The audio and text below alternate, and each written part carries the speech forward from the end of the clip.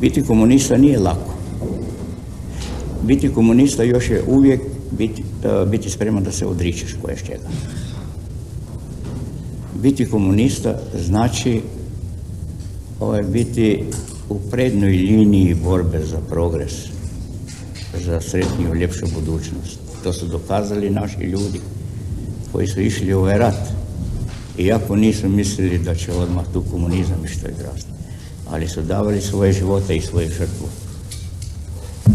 Znajući dobro da možda i neće to doživjeti.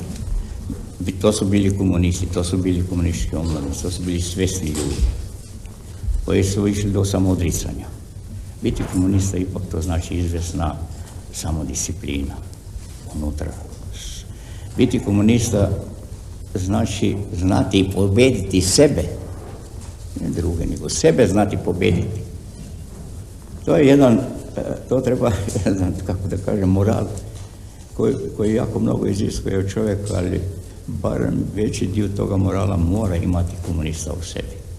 Mora imati. Mi komunisti moramo imati ipak viziju budućega. Mi moramo gledati i danas kako će izvesni naši postupci djelovati na mlade ljude. I ne samo naši izvesni postupci, nego i naše izvesne mjere koje preduzimaju. Znate, to je jako mnogo toga što se traži od komunista. Ja mislim da naša omladina, ako bude, a ja mislim da je ona dobra omladina, ne samo mislim, nego jeste dobra omladina, da će ona shvatiti to, ali mi moramo raditi više sa tom omladinom. Iako su prošle 4,5 decenije od smrti predsjednika Jugoslavije Josipa Broza Tita, svaki trenutak njegovog života izaziva kontroverze širom bivše Jugoslavije, a od svih priča koje se vezuju za njegov odlazak daleko je najintrigantnija ona da je Tito prije smrti prešao na islam, te da je umro kao musliman. Pitanje tajne groba Josipa Broza Tita dugo poslije njegove smrti niko nije smio naglas da postavi, ali su se mnogi pitali zašto na Brozovom grobu tog velikog komuniste i socijaliste nije postavljena crvena petokraka. Najviše se sumnjalo da bi crveni pentagram bio u suprotnosti sa njegovom masonskom pripadnošću, zašto su ga pojedini godinama optuživali. Svojevremeno je Titov unuk Joška Broz rekao da je potpuna glupost da je njegov deda bio mason, nego da je samo želio da mu natpis na grobu bude najjednostavniji mogući i da bi možda i stavili petokraku na ploču, ali da je u onoj gunguli poslije smrti to vjerovatno bio propust. U potrazi za pravom istinom o Brozovom grobu, Pres je svojevremeno u dokumentaciji Radio Beograda došao do ekskluzivnog snimka razgovora sa nekadašnjim beogradskim muftijom Hamdijom Jusufspahićem, gdje je muftija u svojoj ispovijesti o druženjima sa predsjednikom Socijalističke Federativne Republike Jugoslavije prvi i jedini put izgovorio najveću tajnu koju je čuvao. Tito je umro kao musliman. Jusufspahić je opisao susret sa Titovim šefom kabineta Berislavom Badurinom nedugo nakon što je izdahnuo najveći sin naših naroda i narodnosti, kako su zvali Josipa Broza Tita. Kada je umro Tito, zajedno smo išli ja i ambasador Alžira Abdulhamid Adžali da se upišemo u knjigu žalosti. Taman kad smo došli tamo, odmah nam je prišao Berislav Badurina, valjda se tako zvao čovjek, njegov šef kabineta ili lični sekretar. I on priđe meni i kaže mi: "Čestitam vam." "Šta mi čestitaš, pobogu, brate, čovjek je umro, šta mi čestitaš? Umro je u vašoj vjeri." "Šta?" zaprepastio sam se ja. "U vašoj vjeri, umro je čitajući Kur'an. Kur'an je 3. put čitao." Badurina se zatim na francuskom jeziku obratio i ambasadoru Adžaliju. Jusufspahić je pitao šta da radi sa tim saznanjem.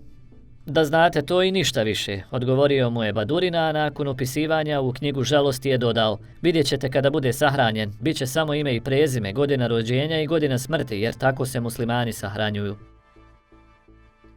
Prema ovoj ispovijesti muftije Jusufspahića ispostavit će se da je tokom posljednjih dana života u bolnici u Sloveniji na Titovom stolu stajao samo prevod Kur'ana. Muftija je 5 godina kasnije išao u Egipat da od Hosnija Mubaraka primi zlatni orden za rad na islamskom polju, a ambasador Alžira u Kairu bio je baš Adžali, isti taj koji je bio prisutan kada mu je povjerena velika tajna. Na poziv za večeru muftija Beogradski je tražio jedan uslov, da mu kaže šta mu je Badurina tom prilikom rekao na francuskom jeziku. I ambasador je sve ponovio. Tito je umro kao muslimana, čak je rekao da je obavijestio svoju vladu o tom kratkom razgovoru sa Titovim šefom kabineta. Hamdija Jusufspahić je inače imao jako bliske odnose sa predsjednikom Titom i često je razgovarao sa njim o islamskim vjerovanjima, a Tito nikada nije krio opčinjenost ovom religijom. Ja sam se više puta sreo sa Titom. Sreo sam se sa njim i kao student u Kairu. Bio sam student Islamsko-teološkog univerziteta. To je najstariji univerzitet na planeti. Al-Azhar se zove. Bio sam tamo profesor u Jugoslovenskoj dopunskoj školi kada smo se prvi put sreli. Tito je došao u naš klub Jugoslovena i pitao je: ko od vas, djeco, govori arapski jezik? Ja govorim arapski. Bio sam jedini koji je u to vrijeme od omladine govorio arapski, onda je Tito rekao: učite, djeco, arapski, jer arapski je jezik budućnosti. Hamdija Jusuf Spahić postaje beogradski muftija decembra 1967. a te godine se oženio Egipćankom. Čim sam došao, upoznao sam se sa svim arapskim ambasadorima u Beogradu i svima je bilo drago što sam ja došao kao glavni imam, odnosno muftija u Beograd. I oni su me pozivali na iftare. Mi smo se okupljali tako da je Tito vjerovatno saznao od obavještajne službe da se među diplomatama nalazi jedan sa čalmom koji je stalno tu i tako dalje, i koga drugi ambasadori zovu i koji govori arapski i kome je žena Arapkinja, a on je Jugosloven i tako dalje. I Tito je tražio da se vidimo, pričao je muftija. Kako je rekao, veliki prijatelji postali su tokom 68. godine. Prvo je za vrijeme studentskih demonstracija muftija pozvao studente da se povuku, da pođu u biblioteke i budu u učionici, a prema njemu mnogi su ga studenti muslimani poslušali, zbog čega je sutradan dobio poziv da dođe kod predsjednika Tita. Tito je htio da mi zahvali na mudrom držanju. Petar Stambolić bio je tada predložio Titu da meni daju nekakav orden. Ja kažem: gospodine predsjedniče, ako vi mene odlikujete sada, ja više ne mogu govoriti. Svi će reći da ja govorim za orden. Nemojte tako. Ako treba orden, onda ga dajte mojoj vjeri, pričao je. Zatim je dobio poziv na svečani prijem povodom 29. novembra, Dana Republike. Predstavnike vjerskih zajednica predvodio je njegova svetost patrijarh German. Mene je iznenadilo to kada sam vidio da je patrijarh German kleknuo na koljeno i poljubio Titu ruku i čestitao mu praznik. Isto je to učinio nadbiskup Bukatko. Ja nisam ni kleknuo ni poljubio ruku, nego sam se pozdravio i čestitao praznik predsjedniku. Prišao mi je Hakija Pozderac, tadašnji ministar financija, valjda, i rekao mi: valja malo temenate, efendija. A ja mu samo rekao: Allahu Bogu jednom. Tito je tada namjeravao da održi zdravicu za nacionalni praznik, ali je vidio da predstavnici vjerskih zajednica nemaju čaše u rukama i krenuo je da im dodaje. Muftija je vidio da je i njemu namijenjena čaša, pokušao je da je skivira tako što je rekao Proti Smiljaniću, koji je bio iza njega: oče Proto, ovo je za vas. Doajen diplomatskog kora Sami Sakar, irački ambasador tada, vidim, podiže ruke i meni čestita na ovoj mojoj muci, a ja se prezno ih sav, nisam smio da uzmem čašu s alkoholom, nije po vjerskim propisima. Svi su tada mislili da sam završio svoju karijeru na velikim prijemima, da sam na početku samom završio karijeru sa Titom. Sjeli smo poslije u crnogorski salon, a poslije pola sata pojavio se Tito sa Jovankom, Mikom Špiljkom i Vladimirom Popovićem i odmah mi reče: mladi efendija, odbi ti čašu i predsjedniku državi, pričao je svojevremeno muftija. Muftija je tada stao u svoju odbranu, da takvo zlo Titu nije mogao da učini, da iz njegove ruke primi nešto što Bog zabranjuje.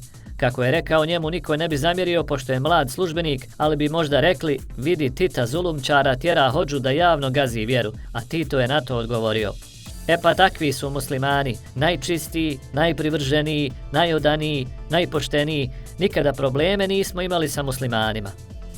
Muftija Jusuf Spahić u narednim godinama postao je čovjek kojem se Tito obraćao za savjete u vezi sa arapskim svijetom i pitanja jugoslovenskih muslimana. A nikada se nije dogodilo da se vide, a da ne razgovaraju o pitanjima islamskog vjerovanja. Najviše je volio kada se nešto u islamu poklapa sa historijskim materializmom. Često je potencirao da je islam sličan historijskom materializmu. Kada sam mu rekao da je prva zapovjed svakog muslimana čitaj, poredio je to sa Leninovim učiti, učiti i samo učiti. Naša molitva je na arapskom, ali ja sam klanjao i prevodio ono što se izgovara. Tito je pažljivo pratio šta radim, dobro sam to zapamtio. Raspitivao se kako se moli i koliko puta dnevno, pričao je muftija i rekao još da su najčešće razgovarali o tome kako muslimani zamišljaju Boga. Na kraju, sva je prilika, Tito je sam došao do tog odgovora. Pitanje Titove smrti i dalje je misterija 45 godina kasnije. Podsjećanja radi, nakon teškog operativnog zahvata i amputacije noge, Josip Broz ostaje pod stalnim ljekarskim nadzorom. Umro je u kliničkom centru u Ljubljani 4. maja 1980. godine. Njegova sahrana je okupila mnoštvo političkih ličnosti, šefova država i vlada iz svih država svijeta. Sahranjen je u Beogradu u mauzoleju nazvanom Kuća svijeća. Njegova sahrana bila je jedna od najvećih u historiji čovječanstva. Lista priznatih državnika i ličnosti koji su se okupili da odaju posljednju počast Titu bila je impozantna. 4 kralja, 31 predsjednik, 22 premijera, 47 ministara vanjskih poslova, uz to poznate ličnosti kao što su bili Indira Gandhi, Margaret Thatcher, Willy Brandt i mnogi drugi. Tito je bio jedina poznata osoba koja je pored pape Ivana Pavla II imala pogreb sa preko 100 svjetskih državnika, što predsjednika, premijera, monarha i ambasadora.